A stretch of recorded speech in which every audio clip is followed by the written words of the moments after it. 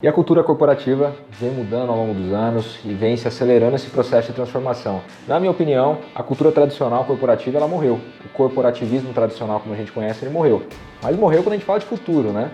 É uma cultura que não se encaixa mais em algumas mudanças e nesse vídeo aqui eu vou estar explicando para você por que certas coisas deixaram de fazer sentido em relação ao negócio.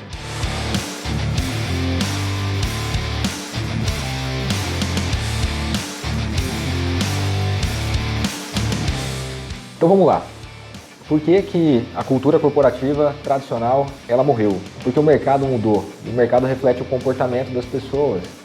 E os consumidores, eles simplesmente não aceitam mais ficar sem uma resposta rápida do mercado, em qualquer mercado que seja. A gente está passando por um processo em que a tecnologia permite um imediatismo muito grande de muita coisa. O reflexo disso é que cada vez mais o mercado exige respostas mais ágeis e mais rápidas para tudo. A era do consumo imediato, então comprou, chegou, pensei, já posso comprar, e eu comprei, acabou de chegar em casa, eu quero agora, eu quero para ontem. Essa é a cultura que está sendo transformada com relação ao consumo no mundo, né? O exemplo é o que aconteceu no Dia dos Solteiros na China, que bateu o recorde de vendas. E é um reflexo muito grande dessa cultura do imediatismo. A própria Black Friday reflete muito isso, né? E é o que é interessante. Se o mercado está querendo uma resposta mais rápida, mais ágil, mais veloz, mais alinhada com essa ansiedade, eu não consigo, como negócio, ter uma resposta com essa velocidade agindo numa cultura tradicional, totalmente hierarquizada, totalmente fragmentada, com ilhas separadas, em que grupos não conversam com determinados grupos, em que acaba existindo uma guerra de departamento com relação a objetivos e interesses. Isso prejudica muito essa velocidade de resposta, porque acaba existindo muito retrabalho, acaba existindo muito vai e vem, acaba existindo uma cultura de fofoca nesse processo, uma cultura que é informal, que acaba neutralizando algumas diretrizes do negócio. Então isso deixa de fazer sentido pensando no negócio. E olha que interessante, se você parar para pensar, por que essa ascensão do modelo startup funcionou tanto para esse anseio do mercado para respostas mais rápidas, né? Porque de um lado a entrega de soluções mais ágeis e do outro lado o mercado querendo soluções mais ágeis, então esse mecanismo foi se retroalimentando, né? E o que é interessante, você pensa que a startup nada mais é do que um projeto que busca um negócio replicável, escalável, que gera valor numa velocidade muito focada ali, muito direcionada. Por que isso fez sentido? Porque se eu tenho estruturas muito lentas, muito burocráticas, muito difíceis de se movimentar, quem é mais rápido, quem é mais ágil, chega primeiro, né? É aquela história, quem chega primeiro bebe água limpa, né? Então, quem chega mais rápido domina o mercado primeiro e domina com a geração de valor. E aí vem outros pontos, né? O corporativismo, naquele modelo bem tradicional, bem engessado, ele sofreu muito aí nesse 2020, né? As bases ali foram diretamente afetadas, teve negócio que nem aguentou. Então, se reinventar deixou de ser uma opção, passou a ser uma necessidade. Então, a gente avançou muito com relação a essas questões. A própria cultura do home office teve que quebrar muitos paradigmas. E você, de novo, você pensa, faz sentido eu agir dessa forma ou faz sentido eu buscar essa agilidade, agir mais como startup? Um ponto que eu gosto de avaliar é o seguinte, nem tudo para um lado, nem tudo para o outro, né? Não adianta você ser tão burocrático, tão rígido, tão engessado, mas também não adianta você ser tão flexível, tão totalmente liberado, sem uma diretriz clara. Você tem que mesclar isso. E para mesclar isso é tentativa e erro, é você experimentar o que faz ou não faz sentido para o negócio.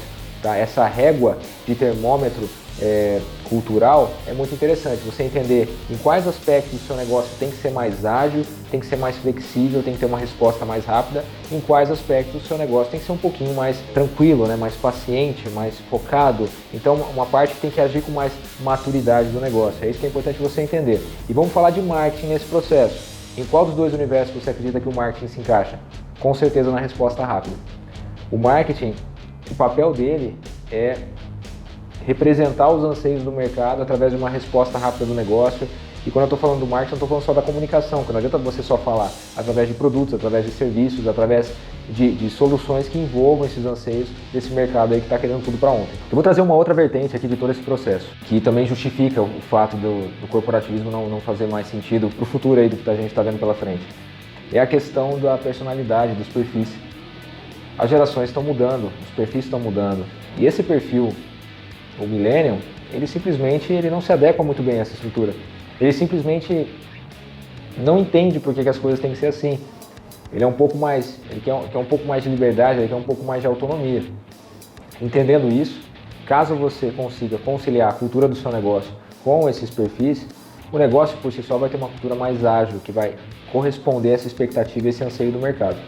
Então, olhando para o futuro, fica difícil a gente conseguir imaginar empresas muito engessadas conseguindo concorrer no mercado tão competitivo, no mercado em que você tem players que têm um poder muito grande de resposta ágil.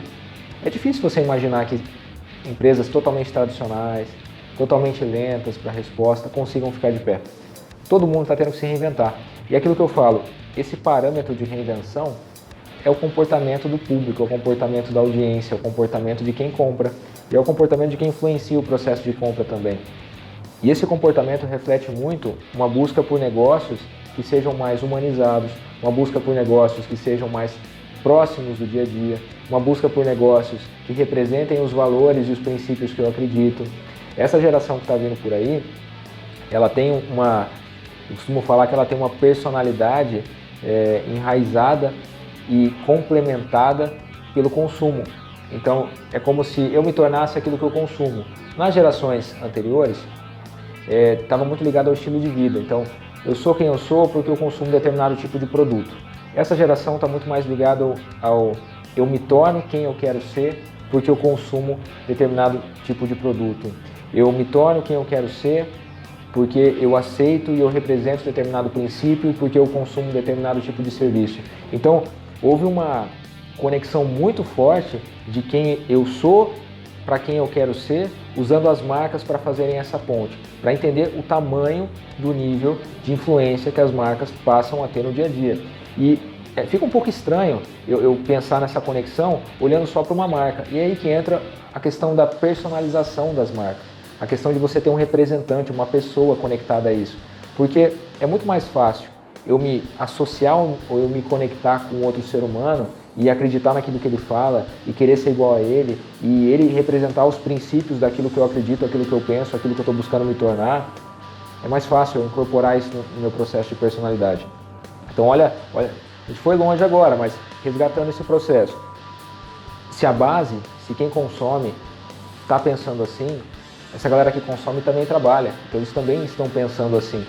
Se eu estou olhando para princípios e valores, se eu tenho mais voz ativa, eu quero estar num lugar que eu tenho mais voz ativa, eu quero estar num lugar que representa aquilo que eu acredito, eu quero estar num lugar que ajuda eu me tornar uma pessoa melhor, porque compartilha dos mesmos princípios e valores que eu acredito.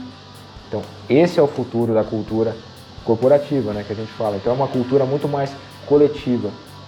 Ela visa muito mais o todo do que pessoas isoladas em cargos de alta representatividade, enquanto o restante do time simplesmente vai passando pelo negócio ao longo dos anos. É uma cultura de construção coletiva. E é para isso que a gente está migrando. A tecnologia vem permitindo que essas barreiras sejam quebradas. Agora tem uma frase do Tom Peters que é muito legal, e ele fala assim, que o que impede o avanço tecnológico não é a tecnologia por si só, e sim os interesses. E a pergunta que fica é, quais são os interesses que vem impedindo o seu negócio de crescer? Quais são os interesses que vêm impedindo você de tomar as decisões que você precisa no seu negócio? Porque qualquer decisão tem um conjunto de interesses.